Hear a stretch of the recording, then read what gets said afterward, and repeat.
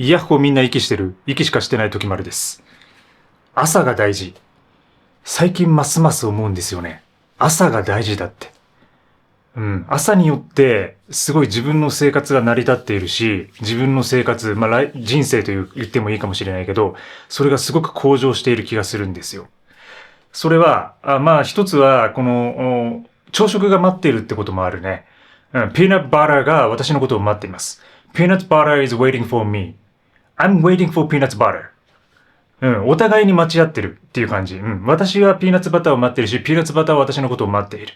それがすごく楽しみなわけです。はい、今日も冗談半分で聞いてください。本当に朝が大事だと思ってます。少し前に、やめましたっていうね、動画上げてるんですけど、その中で自分の朝のルーティーンというか、自分のディープワークとシャローワークを組み合わせたルーティーンについて、ちょっと話をしてるんですけど、基本的にああいう感じで、僕は割と早起きをしていて、5時くらいに起きていて、そこから5時間のワーク、ディープワークをやるっていう感じですね。で、その間にもちろん朝食取ったりとか、いろいろするんですけど、で、運動もそれに組み込まれていて、それが終わったら運動するっていう風な流れになっていると。多分朝というのは誰にでも忙しいんですよね。本当にもう、あっという間に時間が過ぎるし、もう気づいたらお昼になってるっていうことはありませんか？それだけ自動的に走りやすい時間帯であるし、そして朝にいろんなことが積み込まれている。そして通勤とかがある人たちはそれによって余計に忙しくなるってことが起きる。だからそこをうまくコントロールできれば、一日が向上するし、で、一日が向上するってことは実質的にその枠の中で自分が生産性のある仕事をすれば、自分の収益を上げることもできます。で、実際に自分はもともと、写真の仕事してた時から結構朝のそのスタジオに入る時間とか仕事の時間、撮影の時間早いので、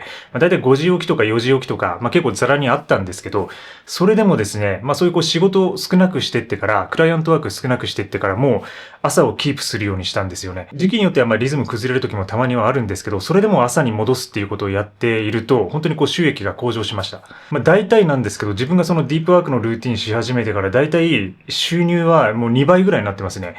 で、もうずっと伸び続けてるんですよ。これだからそういう意味でも朝の力ってすごいなって本当につくづく思っていて。で、これはもちろんその万人に当てはまることでもないとは思っています。で、その前回のね、動画でも上げてますけど、やっぱり夜型の人とかいるし、どうしても仕事の関係で夜型になってしまうっていう人もいます。で、過去の人たちとか偉大な人たち見てみても、やっぱり夜型で素晴らしい作品を生み出してきた人とかたくさんいるので、だから僕はその一概に夜型を否定してるわけではないんですけど、自分の一例として朝型にすることによってストレスも減って、時間ができて、それによって生産的な仕事に打ち込めて収入が上がるっていう、で、人生が向上していくっていうふうな、体感、実感を得ているっていうふうな感じですね。今日はそれについて話をしたいと思ってます。で、先ほども話したように、やっぱり朝っていうのはもう自動的に勝手に始まっていくので、むしろその何をやるかよりも何をやらないかの方が大事だと思うんですよね。で、そのやらないことさえ決めてしまえば、あとは自動的に走り出す。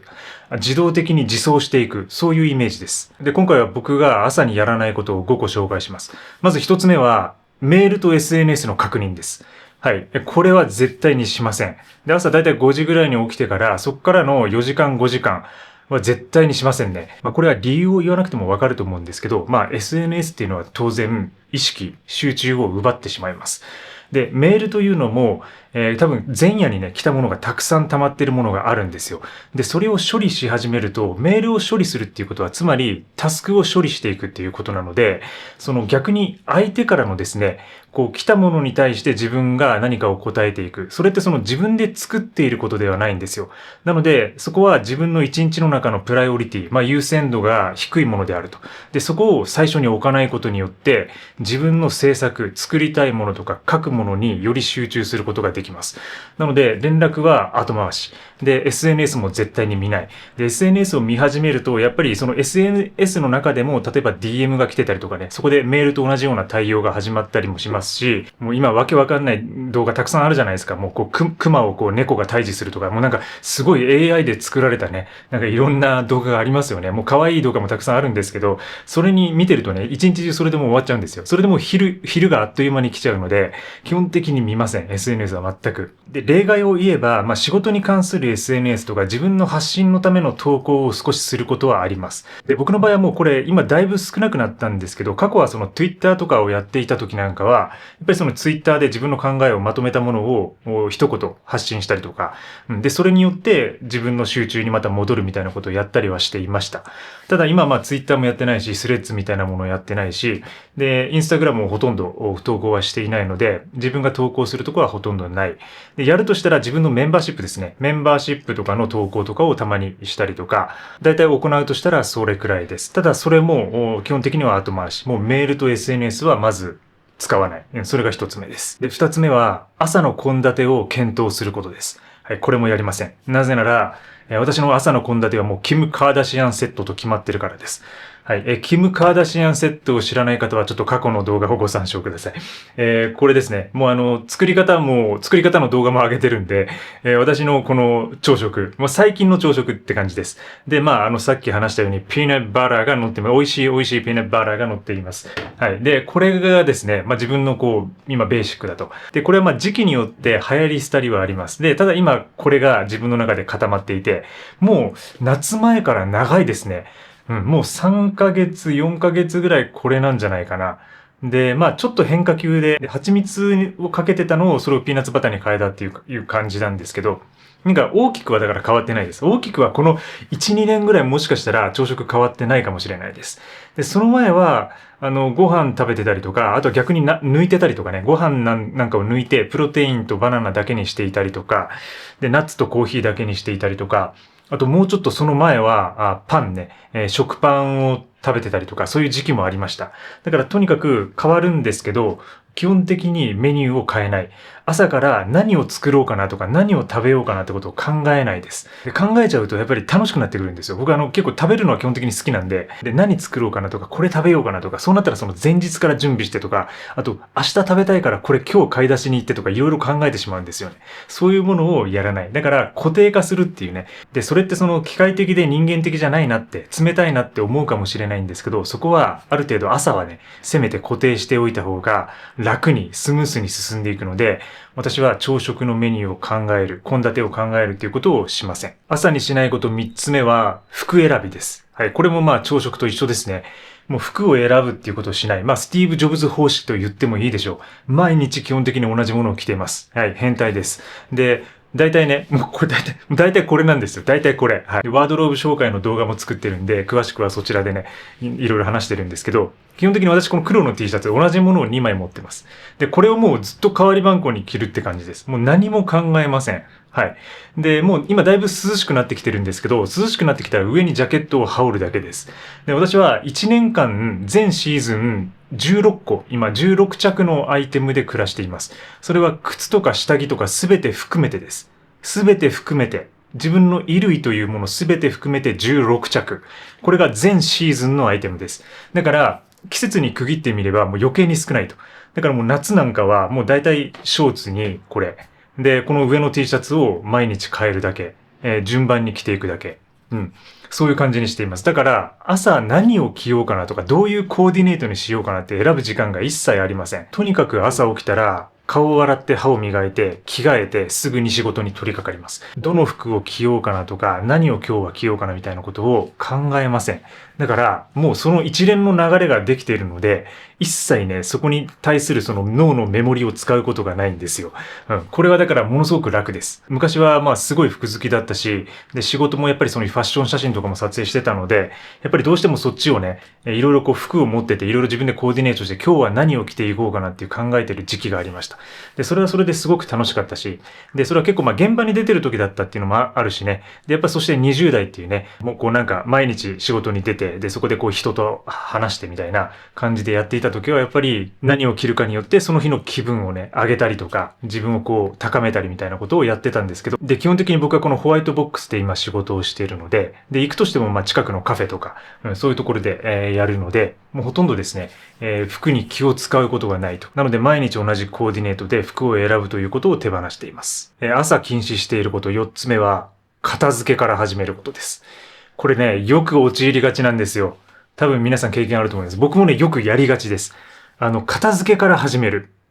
で、朝ってなんとなく起きてからこうスッキリして、なんか気持ちいいなって、今日が始まるなって思って、で、そしてなんかこう汚いとことか見つけたりとかね、よしやるぞみたいなちょっとやる気が出てきて、なんか一気にその整理整頓に取り掛かる、断捨離に取り掛かる、みたいなことあるんですけど、そこから始めるとね、それでね、また一日終わっちゃいます。はい。昼になっちゃいます、すぐ。でも確かに朝頭が冴えてるから片付けも朝は進むんですよね。だからこれは本当に使い方によるんですけど、だから今日は片付けの日にしようと。明日は片付けの日にしようと。そういうふうに決めて、で、取り掛かるのはいいと思います。例えば、日曜日の朝一から、よし、今日はもう片付けだけの日にするっていうふうに決めて、朝早く起きて片付け始めるっていうのは OK なんです。それはむしろ効率的に片付けが進むと思います。でも、デイリーに、その習慣的に、毎日、それをやっていると、もう片付けだけで朝が占められてしまいますので、基本的に朝は片付けはしない。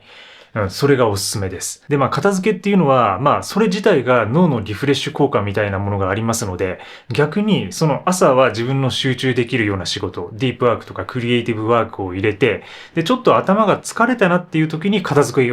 を入れてみるっていう風な、そういう方法を僕はとってますね、最近は。だから大体昼頃とかに、ちょっと疲れてきて、なんか整理整頓したりとか、そういう感じでやっています。で、この片付けというのは物理的なものではなくて、デジタル上も一緒です。はい。PC の中のファイル整理とかデータ整理、そしてスマホの中の写真整理とかデータ整理みたいなものも片付けに含まれて、これもね、取り掛かるとずっとそれに時間を取られてしまいますので、で、データの片付けも朝起きてすぐはしない。この方が効率的に朝が回っていきます。最後5つ目は予定の再編ですね。はい。予定を組み替えること、予定を変更すること、これを僕は朝しないようにしています。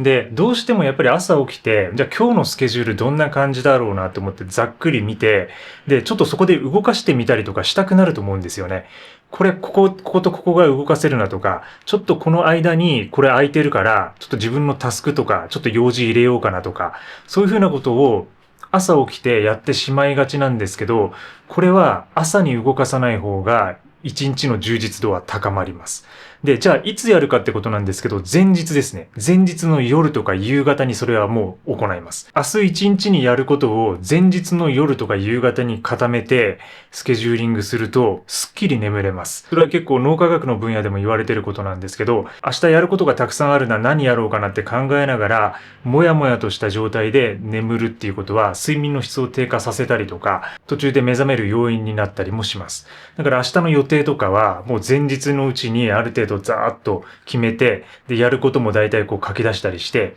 それから眠りに入る。そうすると、次の日の朝はもう何もしなくていい。もうただ、その日の朝を自動的にスタートさせるだけでいいという状態になりますので、その方がうまく回るし、一日の充実度が高まると思います。はい、そんな感じで、朝の時間を有効に使うためには何をやるかよりも何をやらないか。これに注力した方がいいという話をしてきました。で、その5個というのはメール、SNS を見ない、朝食の献立を考えない、服を選ばない、片付けをスタートしない、で、予定を組み替えない、予定を再編しない。この5個ですね。この5個をやらないことによって、もう朝は始めない。もうなんか朝を始めようとしない。